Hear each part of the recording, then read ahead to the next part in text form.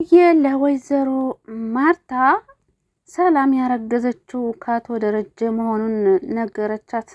በጣም የሚያሳዝን ነገር ነው። እንግዲህ አብዬ እሷ ያሰበችውን ነገር ወደ ኋላ እንደማትልና ግብ ሳታደርስ እንደማትቀር ለዲያጣ እየፎከረች ስትነግራት ነበረ። በመጨረሻም እንግዲህ ሰላም ያረገዘችው ከገዛ አባቷ መሆኑን ለወይዘሮ ማርታ ተናገረች። ወይዘሮ ማርታ የፈራችው ነገር አልቀረም። ከዚህ በፊት ገና ለገና ሰላም አረገዘች ስትባል ራሱ በጣም ተደናግጣ ስታለቅስ ነበረ። ይሁንና ሰላምዬም ማርታ መረበሽ የለባትም ብላ ስላሰበች እናንተ በወጣችሁበት ቀን የሆነ ማታ ወጥቼ እሱ ቤት አድሬ ነው፣ ነገር ግን ልጁ ማርገዜንም ሆነ እሱ ማወቅ የለበትም ስትላት ወይዘሮ ማርታ አጎንብሳ ለፈጣሪዋ ስትሰግድ ነበረ። ፈጣሪ ወይ ስንቱን ነገር አሰብኩት ተመስገን እያለች በደስታ ስቅስቅ ብላ እያለቀሰች ሰላምዬን ለማረጋጋትና ሁሉንም ነገር በኔ ጣዩ እኔ ያረስሻለሁ እያለች እንግዲህ ስታባብላት ነበረ። ነገር ግን ከታስታውሱ ከሆነ ከዚህ በፊት እኔ ነግሬያቸዋለሁ ማለት ነው። ያረገዘችው ከአቶ ደረጀ ነው፣ ሰክሮ መጥቶ ብያቸዋለሁ። ካላመናችሁ ወደታች ዝቅ ብላችሁ ማየት ትችላላችሁ ማለት ነው። ነግሬያቸዋለሁ። ግን የነገርኳችሁ ነገር እውነት ነው ማለት ነው። ሰክሮ መጥቶ ነበር ያን ጊዜ እንትን ያላት። የሚገርም እኮ ነው። አንዳንድ ጊዜ የኔ የተናገርኩት ጠብ አይልም እውነት ለመናገር ማለት ነው። ይገርመኛል እኮ። እና ለማንኛቸውም ሰላምዬ እንግዲህ በግድ ነው፣ እሱ ሳያቅ ነው፣ አያቅም። አቶ ደረጀ ምንም የሚያውቀው ነገር አልነበረም ማስረገዙን ማለት ነው። ወይኔ እናንተ እንዲሁ አትሳቁብኝ። እና የሰከረ ሰው ቆይ እሱ ታያቅ እንዴት ነው የሚሆነው?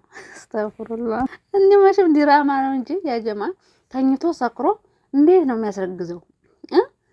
ያው መቼም የማይመስል ነገር አንዳንዴ ሳስበው እኮ ይገርመኛል። ሰው ሰክሮ እሱ ተኝቶ እንዴት ነው እንትን የሚለው? ሄረ እንዲያው ጉድ ይሆንላቸው ይሆን ብቻ። ለማንኛቸውም እንግዲህ ሰላምዬ ባደረገችው ነገር ተጸጽታ ከፈጣሪዋ ጋር ስታወራ ነበረ። ፈጣሪ ሆይ ይቅር በለኝ፣ ወንጀልን የምታውቀው አንተ ብቻ ነህ። ወይዘሮ ማርታ አሁን እኔ ነፍሴንም ቢሆን ሰጥቼ ላንቺ ክስሻለሁ፣ መቼም ቢሆን ትዳርሽን አላፈርስብሽም እያለች ከፈጣሪዋ ጋር እያወራች ይቅርታ እየጠየቀቻት ነበረ። በራሷ ማለት ነው፣ ብቻዋን እያወራች ማለት ነው።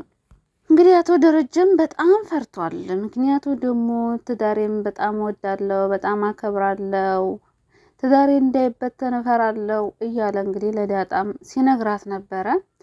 እንግዲህ በየቦታው ነው እንዴ አቶ ደረጀ የሚያስረግዘው? እንዴ ጉድ እኮ ነው። አይ ለካ አገጣጥሞ አይሰጥም። አገጣጥሞ አይሰጥም ያጀማ። በእርግጥ እሱም እየሰከረ ነው። ምን አሰከረው እንዴ? ቀስ ብሎ አይጠጣም እንዴ? እየሰከረ በየቦታው የሚወሉ የሚያንጠባጥበው። አይ ድረስ እኮ ነው። አይ ድረስ እዚህ ዳጣ እንደገና ደግሞ ሌላ ተመልከቱ። ይሄንን እውነታ ስትሰማ ወይዘሮ ማርታ እንግዲህ ያስባችሁታል ምን ልትሆን ነው? ከአንድም ሁለት ልጅ እንዲያለው ስታቅ ምን ይፈጠራል? ወይኔ እውነት ለመናገር በጣም ከባድ ነው። እንግዲህ ከሷ በፊት ቢሆን ችግር የለም ነበር። ነገር ግን ከሷ በኋላ ነው፣ በሷ ላይ ማለት ነው። እጅግ በጣም ያሳዝናል። በጣም ከምንም በላይ እንግዲህ አቶ ደረጀና ወይዘሮ ማርታ ስለ አብዬ አንስተው እንግዲህ ትዳር መያዝ አለባቸው ሁለቶችም እና አብዬ ፍቅር ይዟት እየተብሰከሰከች ነው። ስለዚህ ሁለታቸው ማጋባት አለብን በምትለው ሰዓት አቶ ደረጀም እሷ ብቻ ብታፈቅረው እሱ ካላፈቀራት ትዳር አይሆንም፣ መቼም ቢሆን ግዴታ እሱ መውደድ አለበት፣ እሱ ያልወደደውን ደግሞ ብናጋባቸው ደስተኛ ህይወት ላይኖሩ ይችላሉ ይላታል። እንግዲህ ወይዘሮ ማርታም በእኔ የሆነብህ ይወዳታል ትለዋለች። እሺ ከወደዳት እስኪ አጣርተሽ ንገሪኝ ባላት መሰረት ወይዘሮ ማርታም ናታንን ለማናገር ትሞክራለች።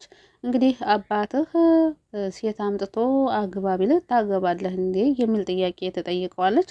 እሱም ታዲያ አባቱ ያለውን ነገር እንደማይነቅፍ ይነግራታል። እሺ አንድ ጥያቄ ልጠይቅህ እስኪ። እሺ ጠይቄኝ።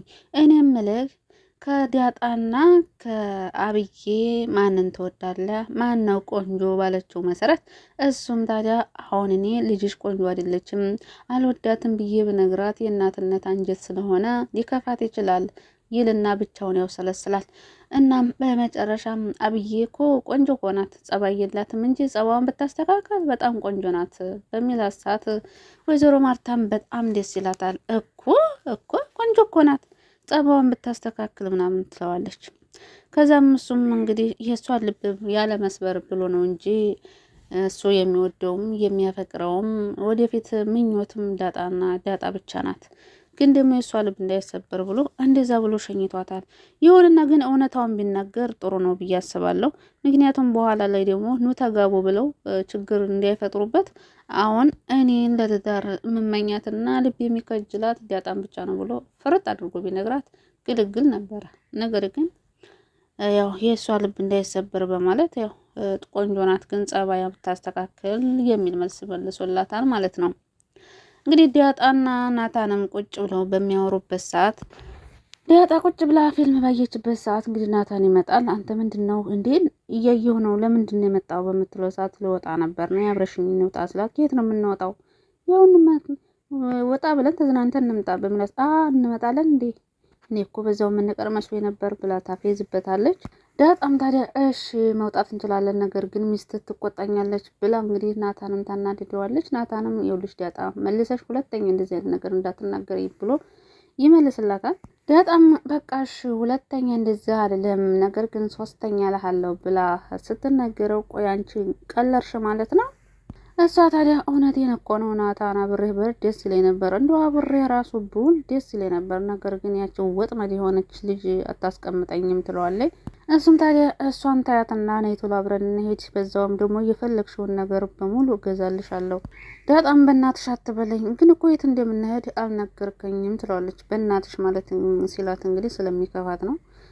ግን ደግሞ ያው እንግዲህ ናታን ዳጣ ተስማምታ ከናታን ጋር ሊወጡ ሲሉ እንግዲህ አብዬ ትመጣባቸዋለች። እንዴ ምንድን ነው ትላለች። እንግዲህ አለባበሷ ራሱ በጣም ይደብራል። አብዬ ማለት ነው።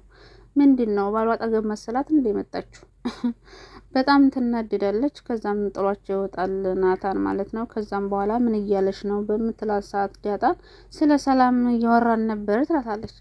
አብዬም እንግዲህ የወሬ ሰው ስለሆነች እንዴ ሰላም ማን ነው አስረግዞ የተዋት ስትላለች። እንዴ ዳጣም ታዲያ እንግዲህ እንዴ አስረግዞ ጠፍቶ ነው እንዴ እና ማንን ነው የምታወሪው? እኔ እኮ ስለ ሰላም ያልኩሽ እኮ ስለ ሀገር ሰላም ነው። አቡ ተይኝ ውጭ ሂጂልኝ በምትላት ሰዓት እንግዲህ አብዬም ጥላት ትሄዳለች። ፈጣሪ ሆይ በዚህ ሰዓት እንኳንም ወንድ አድርጋ አልፈጠርከኝም እያለች ፈጣሪዋን ስታመሰግን ነበረ ዳጣ ማለት ነው። ምክንያቱም ደግሞ ወንድ ብትሆን ኑሮ ሰላምዬ ከአንቺ ነው ያረገዘችው ትለኝ ነበር ብላ ስላሰበች ነው እንግዲህ ያነ ነገር የተናገረችው ዳጣ። እንግዲህ አብዬ አርፋ ትቀመጥምና ውሃን እንግዲህ ትሄድና የሰላምን ስልክ አምጭልኝ ትላታለች። ውሃም ራሳ አሰጠኝም ትላታለች። አይ ካልሰጠችሽ አልቅሽባት ያን ጊዜ ስልኳን ትሰጥሻለች ትላለች። ነገር ግን ውሃ እንደ ስሟ ውሃ ነውና ከሰላምዬ ጋር ትሄድና ስልክሽን ስጭኝ እስኪ ትላታለች። ግን እኮ ስልክሽን የፈለኩት እኔ ሳልሆን ውሃ ናት አብዬ ናት ትላለች። ውሃ ማለት ነው። ሰላምዬም አልሰጥም ብላሻለች በሂጂ ንገራት ትላትና ስልኳን ትከለክላለች። እንግዲህ አብዬ ያሰበችው የሰላምን ስልክ ትከፍትና ከመንጋ እንዳወራች ከመንጋ እንድትላላከች ስልክ ቁጥርና መረጃ ለመውሰድ ፈልጋ ነበረ። ነገር ግን አልተሳካላትም። እንግዲህ በምን አይነት ሁኔታ ሰላም እንዲያረገዘች እና ከማን እንዲያረገዘች በምን መልኩ እንዳወቀች እንግዲህ አይታወቅም። ያው ቀጣይ ክፍል ነው የምናየው። ግን ደግሞ ሰላም ከማን እንዲያረገዘች ጉድ ልንገርሽ ብላታለች ለእናቷ ማለት ነው። እንግዲህ እናቷ መከራውን አየች። እሷን ለማስተካከል ትጥራለች። እሷ ግን ጭራሽ እየባሳት ነው። አብዬ ጸባይ አይለቅ ነገር ግን የምላችሁ ማለት ነው። ማን ነው ናታንና ዳጣ ባንድ ሲሆኑ ደስ የሚለው ማለት ነው። እኔ ናታንና ዳጣ አብረው የሚሆኑባት ፓርት በጣም ነው ደስ የሚለኝ ማለት ነው። ዳጣዬ ነቃ ብላ የናታንን ፍቅር ብትቀበለው አብረው ቢሆኑ ደስ ይለኛል ማለት ነው። ደስ ይለኛል። እስኪ ደስ የሚላችሁ በላይ ካሳዩኝ በኮመንትም አሳውቁኝ ማለት ነው። እንግዲህ አቶ ደረጀም የዳጣ እናት በህይወት እንዳለች ተናግሯል።